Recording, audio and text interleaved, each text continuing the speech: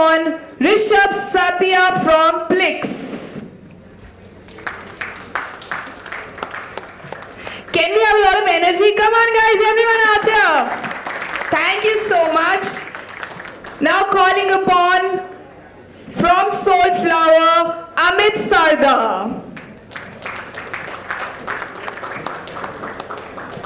And I would like to call upon Hariharan Prem from DSC Consumer Partners. Everyone with thunderous applauses.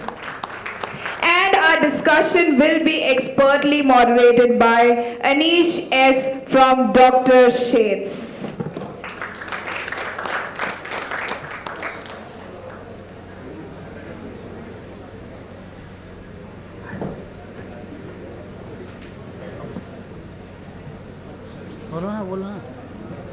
No, it's fine.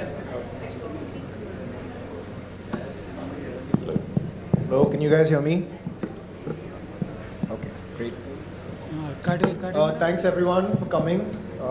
I think the way we'll handle this session is we'll first introduce ourselves, if that's okay, just a little like 10-second background. And then I'll ask you a couple of questions about your turn. Is that fine? Okay. So just to give you guys a background, my name is Dr. Aneesh Sheth. I'm a product formulator.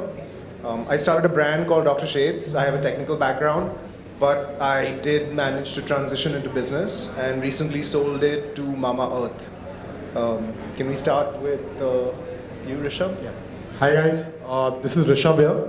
I run a plant-based nutrition brand called Plix. It focuses on the health and wellness space, trying to make nutrition tasty with the tagline "Take care, have fun." It recently got acquired a majority stake by Marico around a month back. Congratulations. Thank you. Hi everyone. My name is Aarti. I am co-founder of Oziva, which is basically into clean nutrition space, and a very interesting journey of building the brand, which we'll share some of the insights of that with you. And we recently sold it to HUL. Yeah. Congratulations to you too. Namaskar, I'm Amit Sarda. I'm co-founder of a brand, Soulflower. It's a farm-to-face brand. We actually grow our ingredients and we use it in our products, and that's what we translate it to people. We started our journey when there was no online, so we are a very retail-born brand, and that's been our forte. And thanks. Hi everyone, this is Hariharan. I'm part of DSC Consumer Partners. We also started our journey before the D2C wave, etc. So we started back in 2012 as the first exclusively consumer brand focused venture capital firm. So we invest across India and Southeast Asia. And yeah, that's about us. Great, thanks guys. So I'll ask my first question to Hari, if that's okay. So let's set the stage from a very high level investor's point of view. Do you, right now with Omnichannel becoming a thing, when an early stage brand comes to you, do you factor Omnichannel as a means of, sort of their strategy? And how do you see, how do you shepherd a brand through this process? Right. So, first of all, I'm glad that, offline's getting the love that it deserves, from the D2C community. And, as I said, we are an early stage investment firm, so we typically invest anywhere from inception onwards. So, at the time we invest, the primary call is on the founder itself. So, the main things we look for is, as Manish said, we're trying to understand the motivation of the founder. We like founders that are in it for the long run, and and for something that's beyond money, right?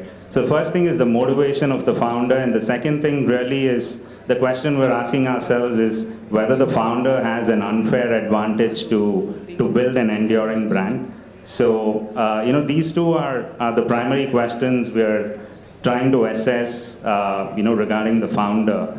And as a consumer fund, we know that brands take time to build, so we're not very obsessed about the addressable market, because we know that, India consumption story is only going to, get bigger, and the next 2 decades are going to be massive. So, as if the brand and the founder is in it for the long run, you can build really, really large businesses. And to your question specifically, I think it's very category specific. The online channel is a great channel to get to product market fit in most categories today, because you have a fairly sizable customer base that transacts online. However, if you take categories like food, for instance, online is still not a viable channel given the average order values, etc. So, in those categories, we definitely look at founders that, or rather we guide founders to look at the offline channel in the very early stages itself. And there are a few things that we look at specifically in offline. I can delve into them now or later, as you prefer. Sure, we'll talk about them as the panel progresses. Aarti, I want to talk to you about your omni-channel journey. Obviously, you're available at multiple touch points. And specifically about, you had a Bollywood celebrity endorse your product. Was that part of your omni-channel strategy, or did the two sort of happen independently? I think let me take the second one basically about the brand ambassador, because a lot of people are often confused about whether you should go for it or not. I think it's the most important thing is persuasive comms, right? Whether in that persuasive comms, if a celebrity is fitting in, then you need to have it. If there's no need of a celebrity, then you don't need to have a celebrity. I think because a lot of early stage founders are often confused with whether do I go for a celebrity right away or not.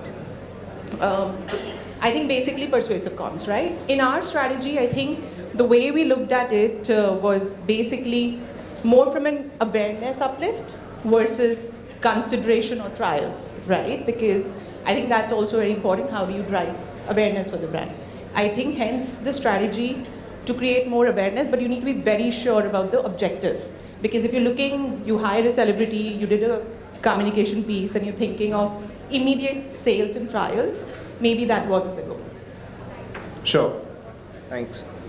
Amit, you've been around from before the D2C era. I'd love to hear your thoughts on, how you've seen it sort of progress from retail to D2C to omni-channel. So when we started, there was nothing, but it was only retail. Yeah. And I still remember talking to somebody when I had started business.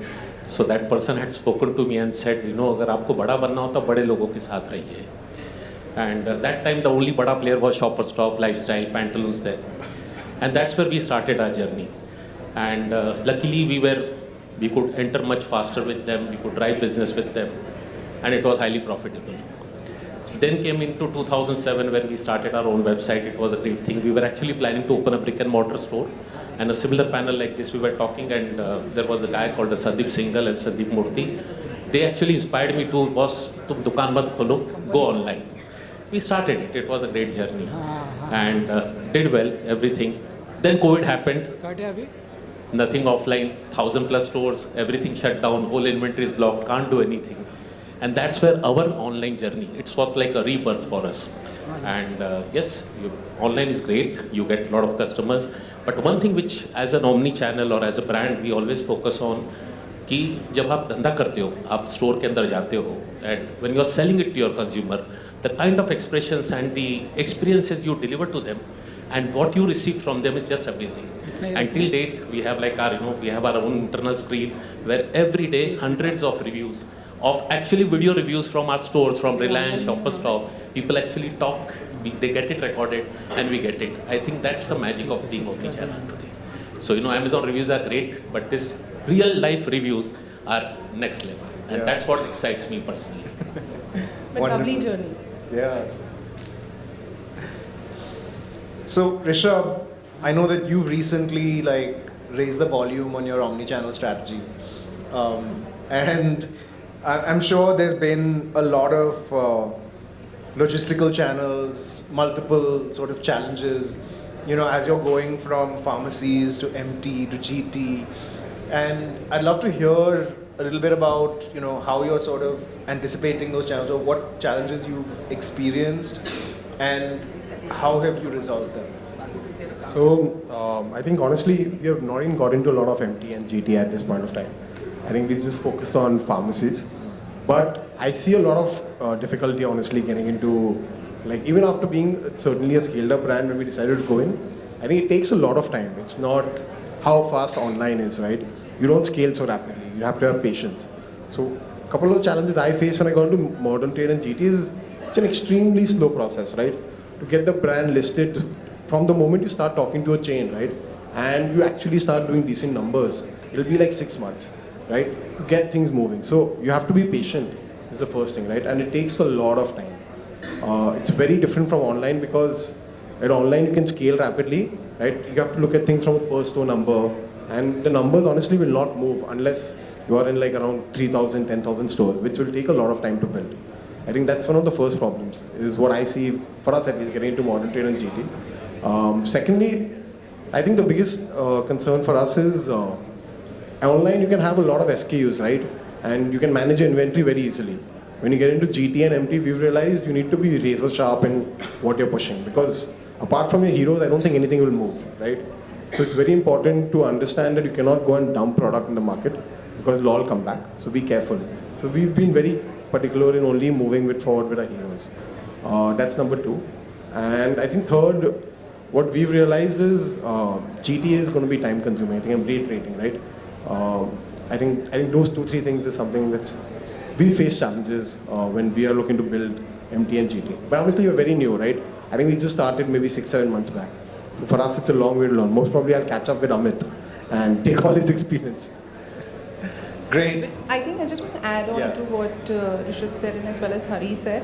I think if your AOV supports, maybe I think digital could be the right way to scale initially.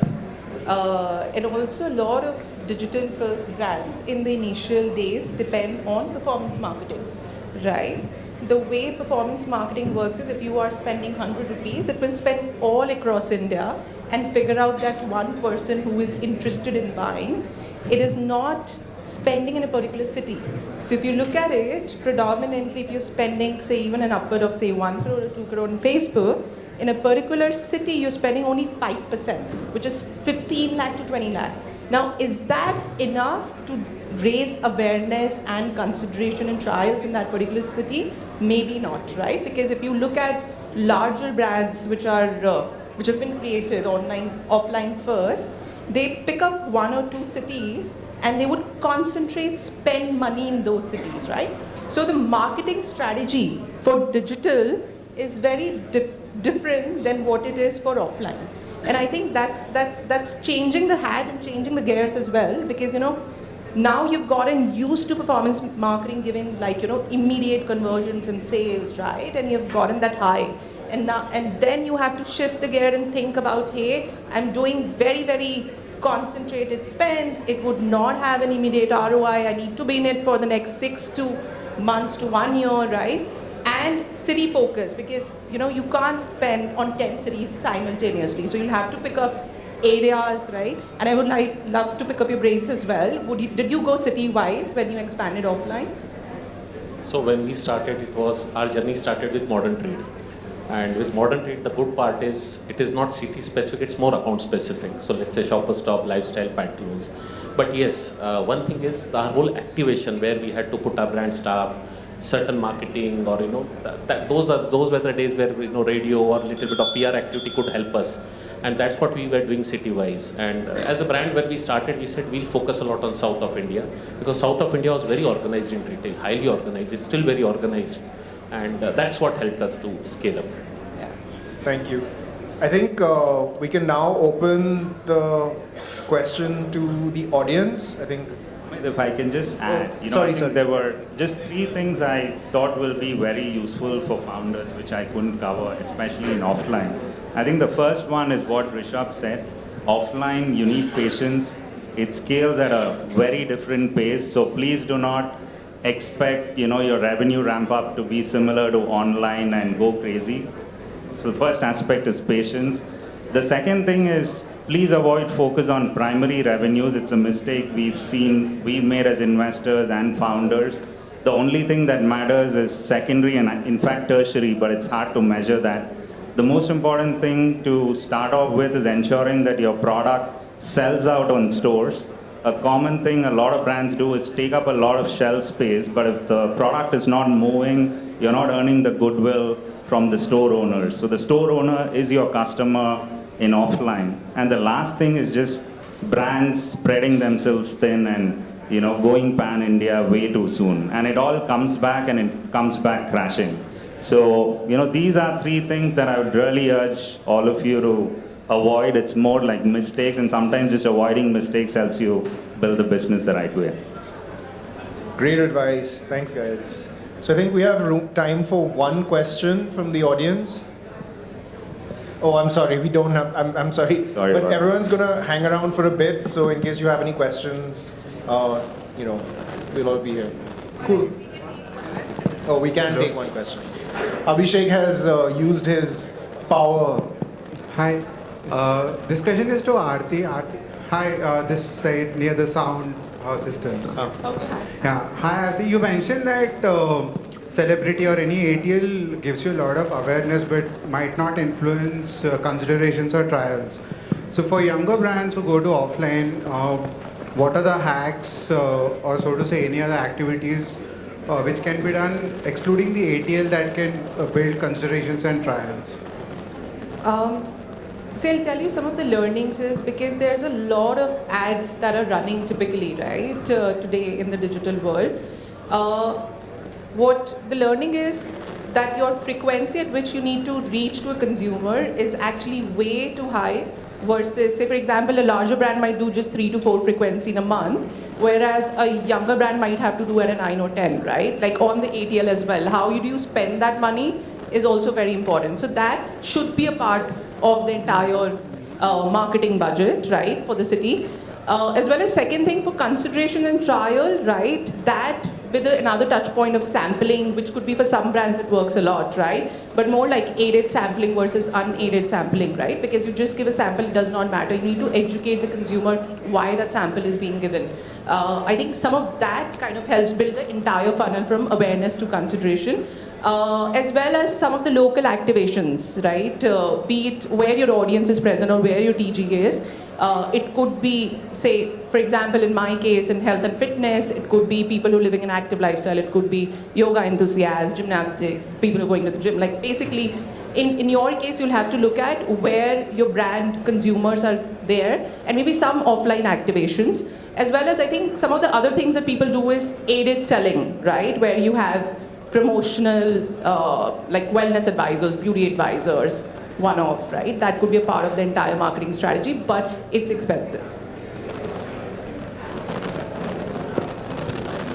All right, I think we have to wrap up because of time, but thank you so much guys for your insights and advice. I'm sure the entire community appreciated them a lot. Thank you.